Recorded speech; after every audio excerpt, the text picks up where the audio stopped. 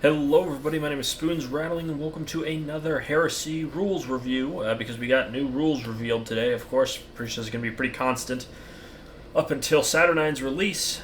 So let's get right into it, I'd say.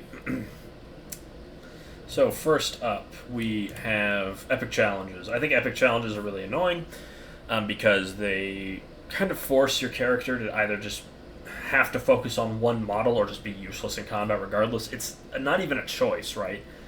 Even if it's a really minor character, say it's a sergeant that issues the challenge, well, now you have to just kill the sergeant because your character is wasted otherwise. But they're wasted anyways, just killing the sergeant. So I think it would be much more interesting if epic challenges were refined and boiled down into something much more complicated that was harder to do. So, of course, let's get into it. First up, the challenge subphase, so this is new, makes these pivotal confrontations, into pivotal confrontations they should be. Broadly speaking, it works like this. There's an extra step in the assault phase. You may issue one challenge per combat as long as a character is involved. There's an asterisk here, so that means there's probably something at the bottom of the page. It's not mandatory at this stage to utter a contemptuous challenge or besmirch the honor of your enemy, but it would definitely help. So, your opponent may then accept, in which case they may nominate a champion, or they may refuse. If they do, one of their heroes sheepishly steps back from combat, and their cowardice is rewarded with a hefty penalty to their combat ability that turn. I think that's a much better way of doing it instead of just saying, you can't fight because I'm pointing at you. It should be that you can't fight as hard because you have to be wary of this guy, or you're scared, basically. Only models with the command or champion subtypes may issue and accept challenges. Champions are heroes whose main job is to take on these challenges, while command models also bring other benefits to units, like helping them pass advanced characteristics checks. So I think this means that sergeants probably can't issue challenges anymore. Because it doesn't say the character subtype, it says command or champion. Now, sergeants could have the champion keyword, and honestly they might. I might be completely off base, but I'm not sure. Again, this I think could go either way. I don't think it's a bad idea, because sergeants being able to just like point at your character and say, you're fighting me or you're not fighting at all is really annoying. And it would make it rarer, more impactful when it does happen. And judging by how they're talking, it might be that things are a lot more complicated. So it would be nice if not every sergeant is just pointing at each other, fighting each other in a special way. So, if the active player declines to issue a challenge, their opponent may initiate a duel themselves via the heroic intervention reaction, so you use your reaction allotment to issue a challenge yourself, which could be very powerful. Here we've got Fafnir Rand and Abaddon staring at each other. Some classic Battle at Calth artwork. Once the challenge is accepted, the two combatants are then separated from the wider fight and face off. Of course, that's how challenges work. Starting with the active player, both players choose a gambit from their champion, so this would be whoever initiated the duel. There are plenty to choose from, representing ways in which your warrior might approach the coming throwdown. There are 9 universal gambits, which offer defensive and offensive boosts, as well as several that are unique to legions and characters. The Emperor's Children are excellent singles combatants, but the World Eaters are more about carving up not only your immediate opponent, but anyone else foolishly standing nearby. Seems very fitting. I would assume not every legion will have a unique gambit, but the melee ones probably will. Dark Angels, World Eaters, Emperor's Children, etc. So here are 4 of the core gambits, so there's still 5 more, which is definitely exciting. So first up we have Seize the Initiative. If this gambit is selected, then the controlling player may roll an additional dice in the focus step, so presumably something to do with deciding turn order, and then discard the dice with the lowest result before determining their total. Could be very impactful. Flurry of Blows. If this gambit is selected, then the model controlled by the player that selected this gambit gains a bonus of D3 to its current attack's characteristics. But any hits inflicted by those attacks have their damage characteristic set to 1. This may not be modified by any special rule, including Shred or Critical Hit. Presumably that means Shred is going the way of a different rule instead of just being reroll wounds. And Critical Hit will presumably be extra damage on either crit. I guess it really would be hits, would make the most sense, but Honestly, I think wounding would make a little bit more sense, but we'll see once we get the full rules. Obviously, there's going to be like 10 pages of special rules, so there's going to be a lot. Could be very good, especially if you are fighting a lesser character that doesn't have the same armor you do. It could be very impactful to just have more attacks to whittle through whatever you're fighting. Say you're a Terminator fighting against a regular Centurion. That could be valuable. Feint and Riposte. This gambit may only be selected by the player choosing the first gambit in the face-off. Once selected, the player has selected this gambit may name any one other gambit, including faction-specific gambits that the player does not have access to, and the opposing player may not select that gambit in this face-off step. This could be really good, especially if a character or a legion really focuses on one kind of gambit. Then making that less useful or unable to be used could be very powerful. I feel like this could also be very powerful for characters that are already very likely to win a gambit. You could, for example, again, going back to that, say you are a Terminator Praetor, nasty combatant, right? You've got a Paragon Blade, you're ready to carve up. And you're facing a Centurion that's just wearing regular power armor. That could, that you are the winner in this competition in terms of raw stats. But what you could do is you could use Feint and Riposte to cancel a gambit that could even the odds in their favor, which would just sort of further cement your victory. Next, we have Finishing Blow. If this gambit is selected, then the controlling player must roll an additional dice in the focus step and discard the dice with the highest result before determining the total of the focus roll. However, a model for which the Finishing Blow gambit has been selected gains a bonus of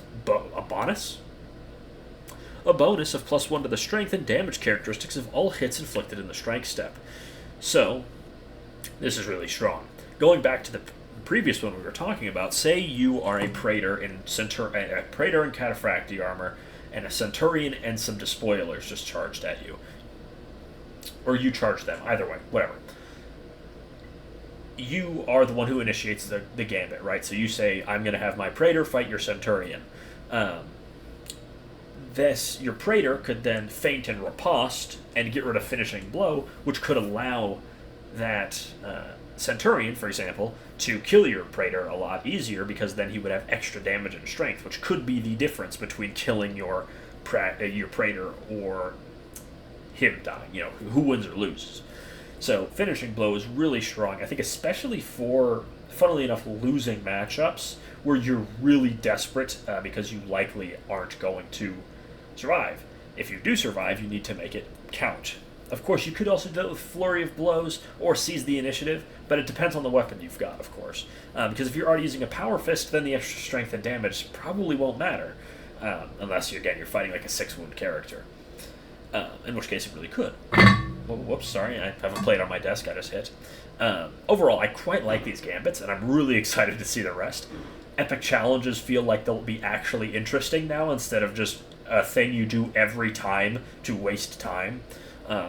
It seems like there's a lot more that goes into it. It's a lot more risky, because just because you have high initiative doesn't necessarily mean you'll win. You could beef the focus roll, which is explained here. Once your gambit is selected, make the focus roll. The order of striking is usually decided by initiative, a significant advantage. Not so in a challenge. Instead, both players roll a dice, adding their initiative and any modifiers from gambits, war gear, special rules, or the support of nearby troops. There are penalties if your character is wounded or wearing especially heavy armor, so again, something like Cataphractii armor. The winner of the roll gets an extra attack and strikes first. So this adds in an extra layer of danger, of challenging, because while, yes, in theory, if you get to strike first, you could kill your opponent very easily, but there's also the chance that they do it back to you. It just means that challenges aren't so cut and dry. It's not just whoever has the AP2 weapon and higher initiative wins, because that's how these things would usually go. Duelist's Edge, of course, would need a slight rework with these, but I think it's probably a good thing. Duelist Edge was a solid rule. It was just very overlooked, just because you could just bring a power axe or power sword and just kill everything generally. So weapons with the Duelist Edge X special rule grant a bonus to the focus rolls. So you would add the number in the brackets to your focus roll, which could be very impactful. When everyone is a Space Marine, very slight changes in statistics become very impactful. Going from a 4 to a 5 could be the difference between life and death. So, of course, certain weapons are better. It's going to be the Carnival weapons. They're always been designed as less lethal, but more adept at dueling. Here we go. Carnival Saber is a consummate dueling weapon, offering an effective +2 to the roll with a bonus to initiative and Duelist Edge 1. It's less lethal than a powered blade, however, so you will likely strike first, but you might not pierce armor as effectively. Carnival Saber here is a +1 initiative modifier, so already pretty good. Getting extra initiative is just always good. It's one of the most powerful rules you can have. Attack modifier and strength are just straight, so you'll probably be at 2-3 attacks with just strength 4. No AP is rough. And damage 1. So this thing is very much a niche weapon, so to speak. Honestly, if you could bring big units with Carnival Sabers, I'd say that's pretty good.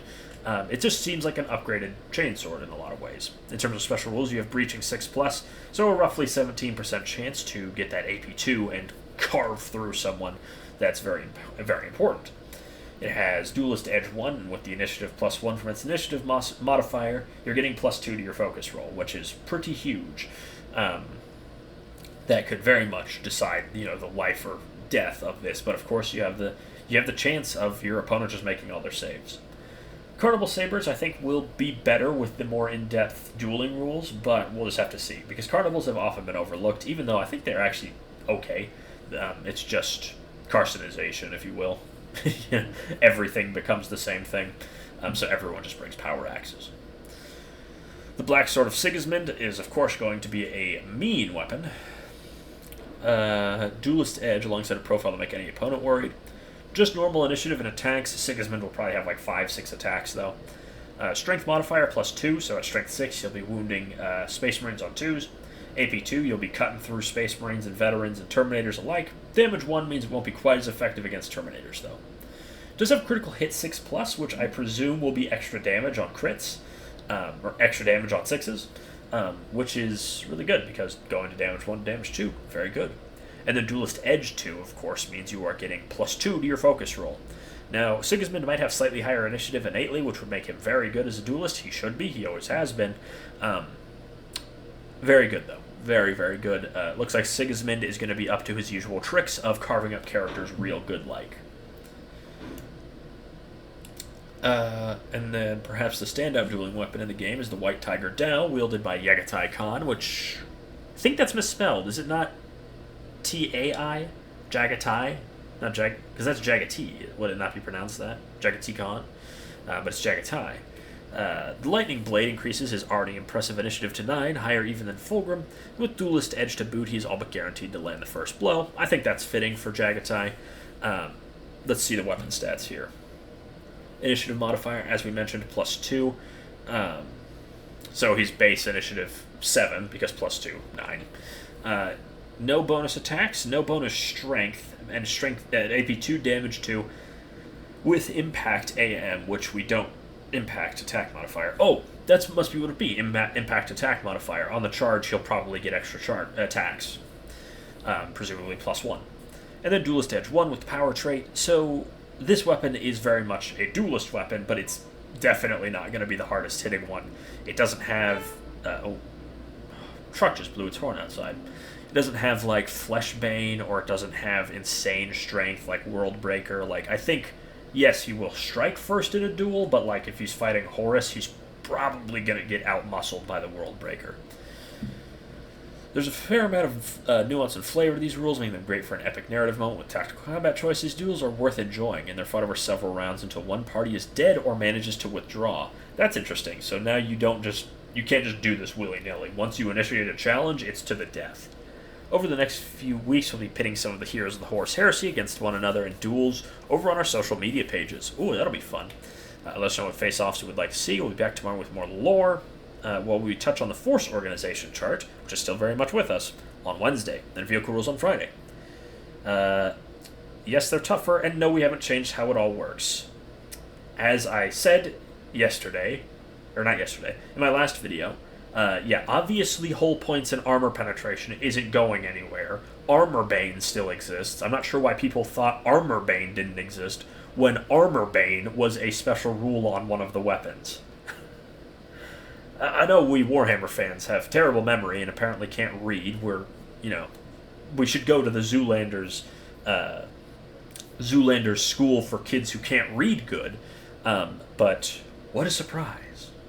Okay, anyways, I've been Spoons rattling passive-aggressive jab over. I'm pretty excited for these rules, all things considered. I think it's much more impactful if epic challenges are more focused and rarer, rather than just being something that's really annoying, where you can infinitely bog people down with Chosen Warrior.